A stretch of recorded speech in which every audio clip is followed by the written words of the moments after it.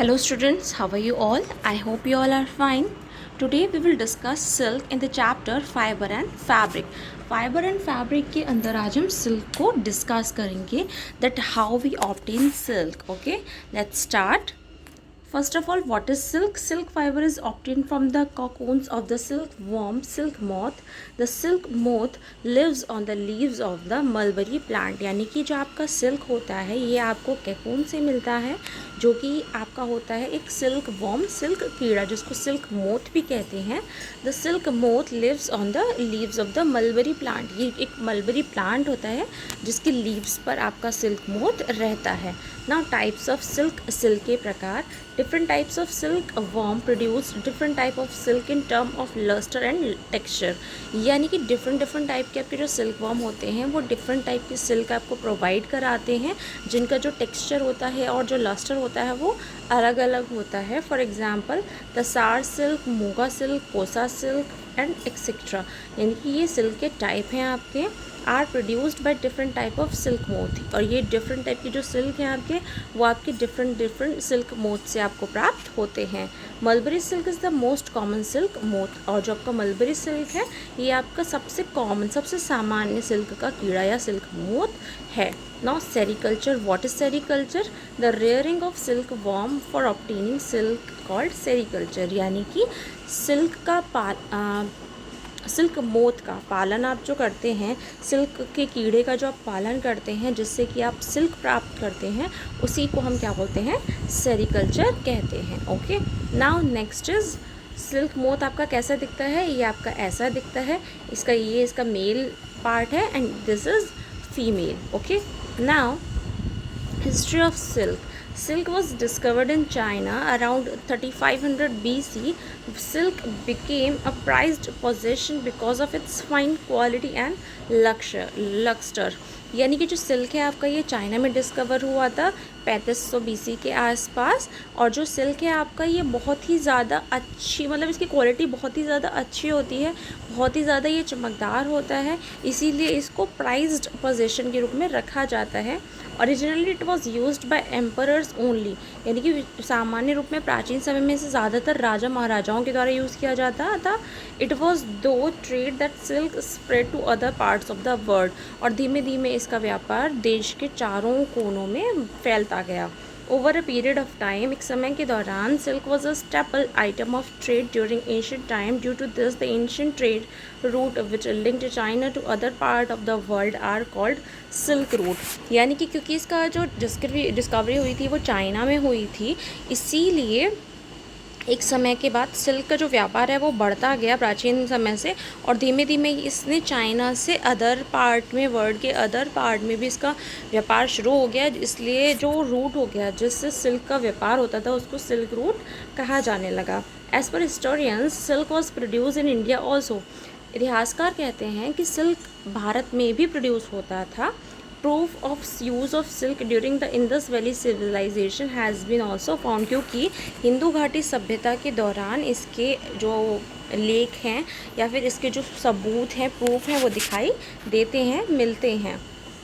Life cycle of silkworm. Silkworm की life cycle में क्या होता है?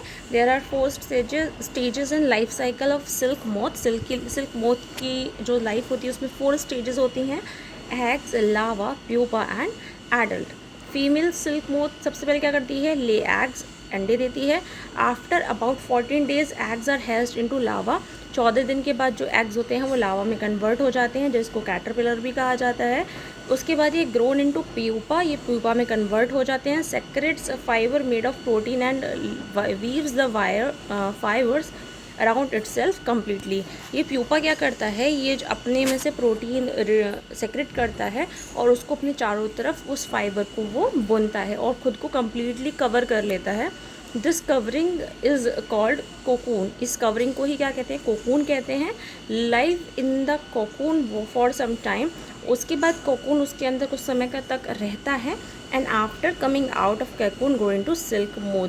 और जब वो उसने कवरिंग करी है, अपने चारों तरफ बुनाई की है, कुछ समय बाद वो उस कवरिंग में से बाहर निकल आता है और वो बड़ा हो जाता है. तब वो क्या कहलाता है? तब वो सिल्क मोथ कहलाता है. ओके, देखिए यहाँ पे सबसे पहले आपका फीमेल सिल्क मोथ ने अंडे दिए, अंडे देने के बाद वो अंडे ऐसे हो गए, फिर उसके बाद कैटरपिलर बना, कैटरपिलर ने अपनी चारों तरफ वीविंग की, वीविंग करने के बाद ये एडल्ट फॉर्म में आ गया। Okay, now processing of silk, silk की प्रोसेसिंग कैसे होती है? The processing of obtaining silk from silk moth involve, इसमें क्या क्या आता है? इसमें रेयरिंग आता है, रीलिंग आता है, डाइंग आता है, and this is followed by spinning and weaving. यानी कि सबसे पहले आप रेयरिंग करोगे, फिर रीलिंग करोगे, डाइंग करोगे, दैन स्पिनिंग एंड वीविंग करोगे। ओके, प्रोसेसिंग ऑफ सिल्क ये हमने देख लिया था कि कैसे इस पूरे प्रोसेस से पहले ऐसे बना, उसके बाद वीविंग हो रही है, लास्ट में मिल्स में काम हो रहा है, उसके बाद कैसे कपड़ा बन रहा है। Okay, now rearing of silk में क्या आता है? The female silk moth lays egg, आपने देखा कि वो अंडे देती है, अंडों को वो अच्छे पेपर पे या लीव्स पे स्टोर करती है, उसके बाद अंडे गर्म हो जाते हैं एक सूटेबल टेम्परेचर, फिर वो हैच होते हैं, हैच होने पर उनसे कैटरपिलर निकलता है, फिर वो सिल्क वॉर्म में कन्वर्ट हो जाता है। उसके बाद वो सिल्क वॉर्म जो होते हैं वो bamboo trays and feed the mulberry leaves and grow in size. जो सिल्क वॉर्म होते हैं उनको क्या करते हैं, उनको हम ट्रे पे या फिर जो लीव्स होते हैं उस पर रखते हैं, और ये क्या खाते हैं? ये मलबरी के प्लांट पर रहते हैं, तो ये मलबरी की पत्तियों को खाते हैं और धीमे धीमे उनका साइज़ बढ़ जाता है।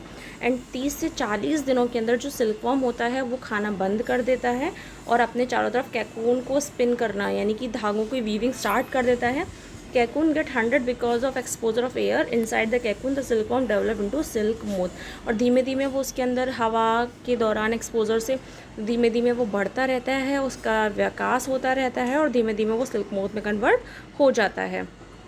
Now reeling of silk, reeling of silk में क्या आता है कि रीलिंग ऑफ सिल्क में क्या आता है कि यहाँ पर ये उस सिल्क को रील करता है अपनी बॉडी के चारों ओर। तो the cocoon was collected and kept in sunlight for boiled और expose to steam, the silk fibre separate out. उन कैकून्स को क्या करा जाता है? उनको कलेक्ट किया जाता है, उसके बाद सनलाइट में रखा जाता है या फिर इनको बॉयल किया जाता है, इनमें भाप लगाई जाती है जिससे कि जो सिल्क फाइबर होता है वो उससे अलग हो जाए।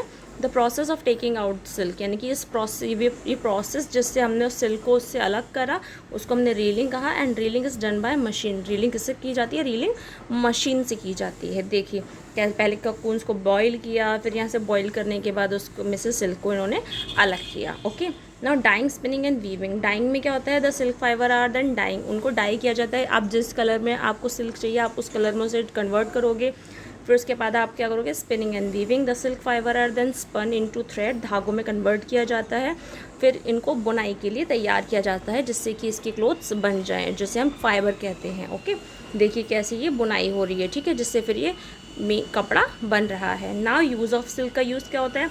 सिल्क बहुत ही कॉस्टली फाइबर है, फैब्रिक है। Silk fibre is use for weaving clothes, ये कपड़े बुनने में काम आता है। Specially tradition dresses in India like sari, kurta, shawl and other wedding clothes, इन सबको बनाने में सिल्क काम आता है। Silk had always been prized for its lustre and fine quality. The countries which produce silk on a large scale are China, first rank पे कौन है? चाइना और India. Okay, now homework time. The rearing of silk worm for obtaining silk is called, I don't know what is the answer. Second is which of the following is not a type of silk, इनमें से कौन सा type of silk नहीं है आपको बताना है।